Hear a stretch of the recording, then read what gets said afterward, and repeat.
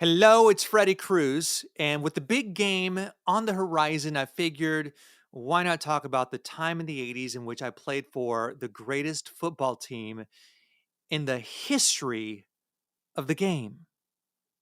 I'm not talking about the Oilers, definitely not talking about the Gamblers.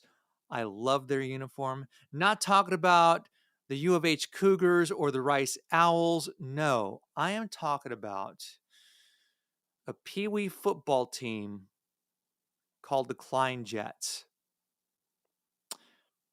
We dominated for 4 seasons between my second grade year, so second, third, fourth, and fifth grade. So throughout elementary school, I played for this team. And by the way, the Jets, this team, the colors were not green and silver and white. The colors were black and gold. Kind of threw me for a loop as a kid because I was so used to watching the actual NFL team.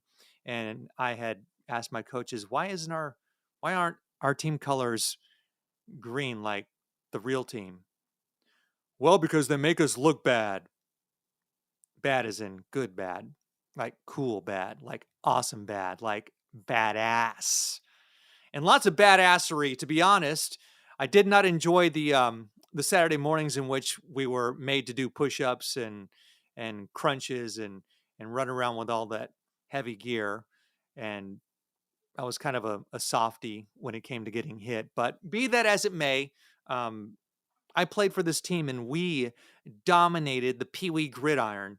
We won nearly every single regular season game, minus minus one to the same team every year, the Spring Raiders. Coincidentally, this team and the reason why this team is the greatest football team in the history of the sport is because we played in 4 consecutive Super Bowls. Thank God there was no C&D from the NFL. You little kids can't be using the word Super Bowl. Anyways, we played in the Super Bowl against the Spring Raiders every year. So not only did we get decimated during the regular season by the Spring Raiders, but every single year in the Super Bowl, we lost to the Spring Raiders, and most times it was not even close. So why on earth does this make the Klein Jets the greatest football team in the history of the sport? I say that it makes us the greatest football team in the history of the sport because we did not know it then as little boys, but as a grown up, and I can't speak for any of my friends who played football with me, but I, being in my late 40s, look back on that time and I'm quite thankful that it didn't go my way. So often when we're kids, we're taught that winning is all that matters. And yes, winning does matter. Okay? Winning does matter. That said, notice that I didn't say winning matters or winning is cool, but no, winning matters, comma, and so does losing because there's so many valuable lessons that can be learned from things that don't go right. Now, of course, if this were some sort of professional football team, then in the offseason they would course correct and figure out what went wrong, why were the Raiders decimating the Jets, blah, blah, blah.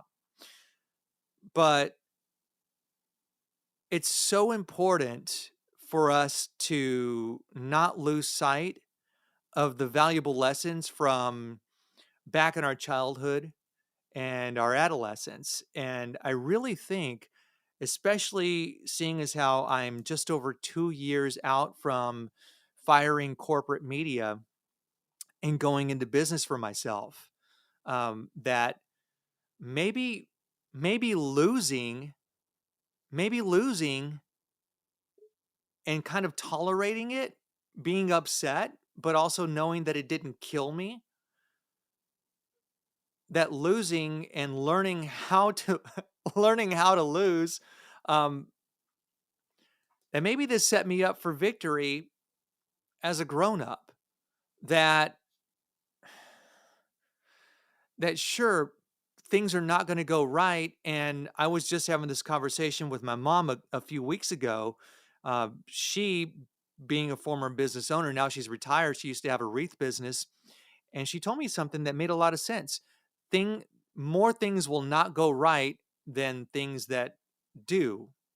That's sort of a paraphrasing of what she said. In other words, you're going to lose more than you're going to win. And I think that's okay, because how boring would life be if all you did was win? And what if the client, and now we're kind of going to go into the business aspect of it, and you could really adapt this to job interviews or auditions for whatever. Like if you're a musician, you happen to be listening, and you want to audition for a band, or if you're a high school student and you want to audition for a play, or try and make a team or whatever, and you don't make the cut. In whatever aspect of life, you don't make the cut. But if it doesn't go right, then maybe that's a sign from God, from your creator, from the universe. It's a sign telling you that, yeah, this is not yours, because something better is on the horizon. This is not yours, but something is better, and something is waiting for you on the horizon. And as long as you realize that when things don't go right, that you allow yourself to experience those human feelings, because let's be honest, losing is losing. I cried like a baby when we lost 4 straight Super Bowls. Heck, I cried like a baby, I don't know how many times as a grown up, um, throughout my failures and getting many things wrong. And that's, I don't know, is it a weakness? Is it a strength? That's not really for me to decide. It's just allowing myself to experience human emotions, but not dwelling on it, getting up, dusting myself off, and getting back into the fight.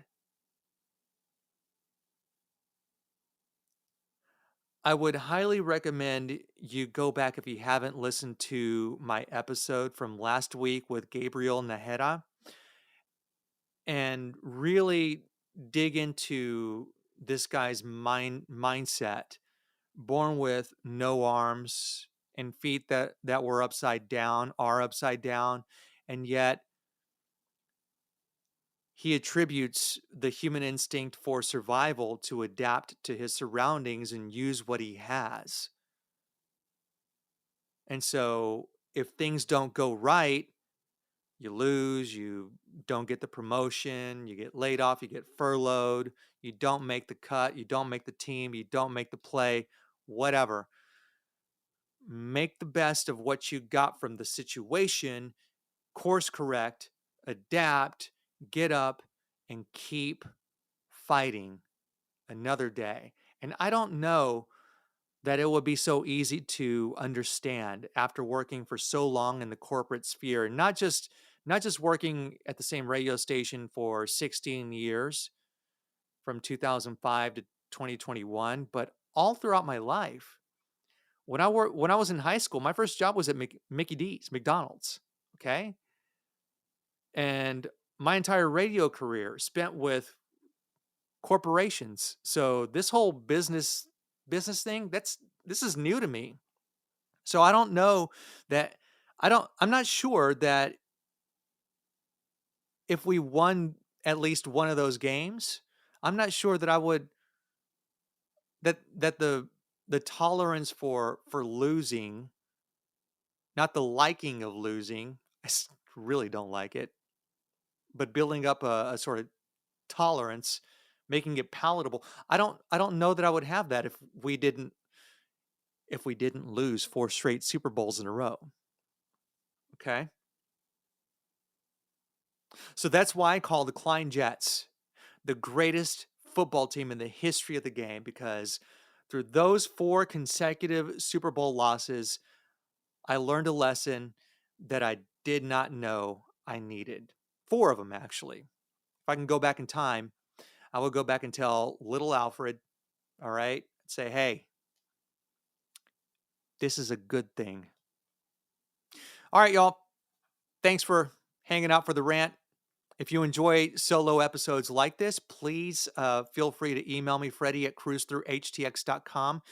Hunt me down on the socials and share with your family and friends. And subscribe. If you're listening to this but you have not hit that subscribe button, please do it. All right. Be well. Talk soon.